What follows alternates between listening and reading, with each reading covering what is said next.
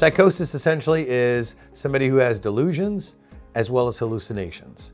Hallucinations just mean that you're experiencing some sensory information in the absence of the actual information happening: visual, auditory, olfactory, tactile, and sensory. Essentially, there are many types of psychosis, but in cannabis-induced psychosis, we know that cannabis is driving a lot of the symptoms of the psychosis itself. There are many other etiologies associated with psychosis, predispositions to have conditions like schizophrenia, schizoaffective disorder, bipolar disorder with psychosis, certain medical conditions, certain medications, other intoxicants. There are a number of variables that can cause psychosis.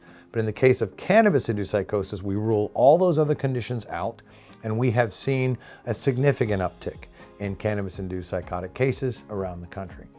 Reasons for this include cannabis is now more readily available.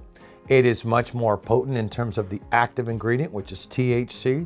We've gone from anywhere from 1 to 4% THC concentration in the 70s and 80s, and in the 90s and 2000s, and certainly in 2026, we've seen upwards of 60 to 90% concentration. So you talk about the availability, its legalization, the amount of THC that's in the cannabis. You start talking about a fat-soluble drug that gets stored in the central nervous system and in the body at 60 to 90%. It's causing a lot of increase in prevalence rates in cannabis-induced psychosis.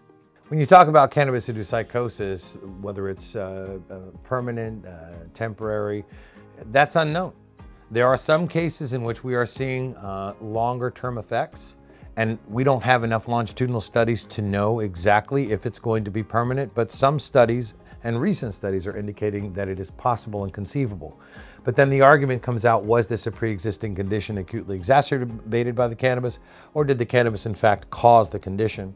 But there are instances in where, absent of all the other reasons somebody could end up to be psychotic, that cannabis-induced psychosis is causing longer-term psychosis, and in some cases there's indication that it's even causing schizophrenia. So we believe that we are in the next epidemic, that it is here, it is happening. And so as we look at treatment for these types of conditions, it is important to understand that sometimes the symptoms are transient, but in certain instances they may not be.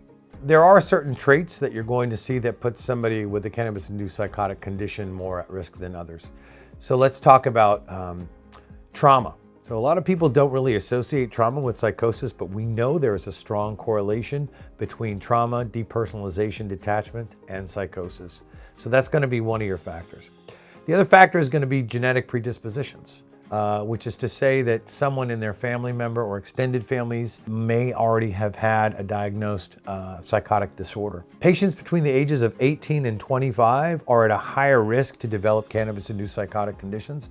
We believe, though the studies are unclear, but we believe it has to do with the development of the brain, and certain circuitries and certain what we call neuroplasticity hasn't been cemented in such a way that it is affecting brains more often between the ages of 18 and 25 in males. However, we are seeing it across the board. We are seeing cannabis-induced psychosis across all age groups.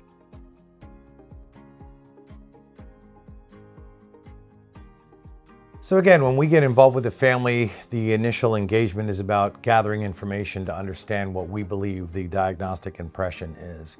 So the initial involvement really is about psychoeducation and support for the family and helping them understand this particular condition.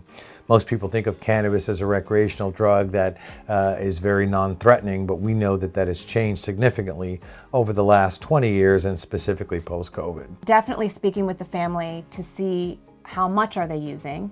We speak with the client as well, the patient as well, to see why they're using it, how much they're using. A father might say, well, I smoke pot and there's nothing wrong with me, so it can't be the pot.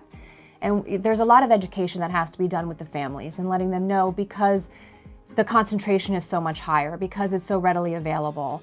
It stays in your system so much longer, and depending on the age of their child, their brains are not really fully developed. So everything's kind of in their brain being put on hold, and their dopamine levels are rising, and it's causing the psychosis. So a lot of it is education.